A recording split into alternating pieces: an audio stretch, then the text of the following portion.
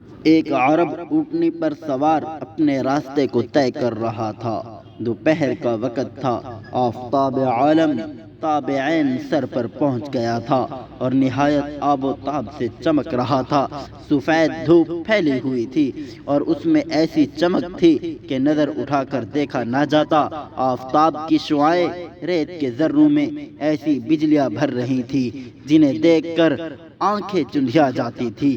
گرمی کا یہ عالم تھا کہ سوار اور اونٹنی دونوں پسینے میں شرابور تھے۔ عرب سوار نے اپنے تمام جسم پر ایک چادر اس طرح لپیٹ رکھی تھی کہ سوائے آنکھوں کے بدن کا کوئی عضو نظر نہ آتا، چونکہ دھوپ اور گرمی نے انہیں پریشان کر رکھا تھا۔ اس لیے وہ اس فکر میں تھے کہیں کوئی سایہ دار درخت آ جائے تو اس کے سائے میں کچھ دیر سستا لے، لیکن وہ میدان تھا۔ اول تو وہاں درخت تھے ہی نہیں، اور اگر تھے تو ان پر پتے نہ تھے، شاخیں نہ تھیں، صرف تنے ہی تنے تھے۔ یا تو وہ سوکھ گئے تھے یا مسافروں نے ان کی شاخیں اور پتے اپنے اونٹنوں کو کھلا دیے، اور اس لیے وہ تنے کے تنے رہ گئے۔ عرب سوار کے پاس پانی بھی ختم ہو چکا تھا۔ دوپہر سے پہلے انہیں پیاس محسوس ہو رہی تھی۔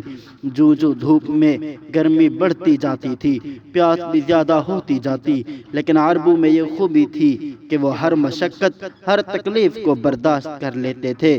گرمی اور پیاس کو برداشت کرنے کی ان میں خاص طور پر قوت تھی، یا یہ سمجھو کہ وہ گرم ملک کے رہنے والے تھے، اس لیے بہت زیادہ جفاکش تھے، اور گرمی اور پیاس کی قوت برداشت ان میں خاص طور پر زیادہ تھی۔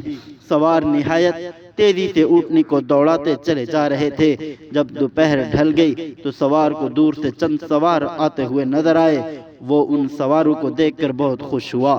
غالباً کئی روز سے انہیں کوئی انسانی صورت نظر نہیں آئی۔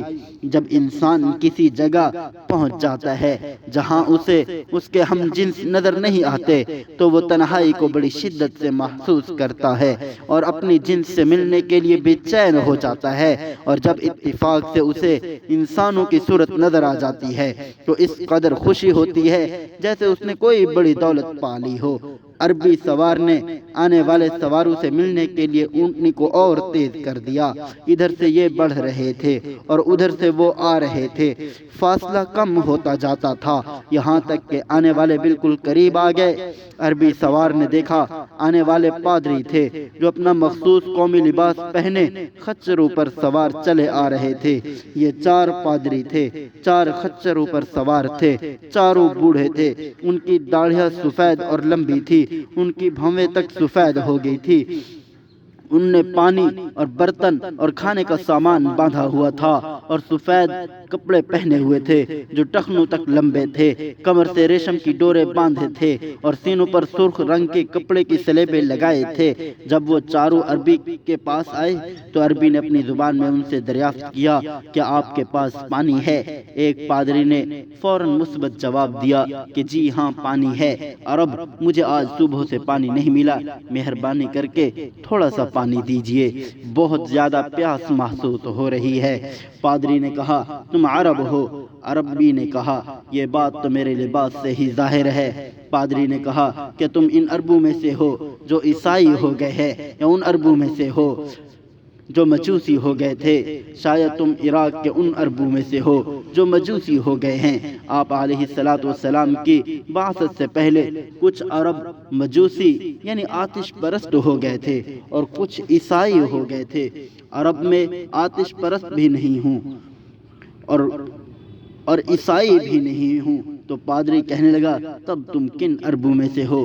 عرب کہنے لگا میں مسلمان ہوں، لا الہ الا اللہ محمد الرسول اللہ کہنے والوں میں سے ہوں۔ یہ سنتے ہی چاروں پادریوں کے چہروں پر کچھ تاریکی سی چھا گئی۔ ان میں سے ایک نے کہا تب تو تم ان عربوں کے بھائی ہو جو ملک شام میں عیسائیوں سے لڑ رہے ہیں۔ عرب نے کہا ہاں وہ میرے بھائی ہے۔ پادری، تم عرب بھوکے ہو، مفلس اور بالکل وحشی تھے۔ شام کے عیسائی تمہاری ہمیشہ مدد کرتے رہے، اب تم اپنے محسنوں پر حملہ آور ہوئے ہو۔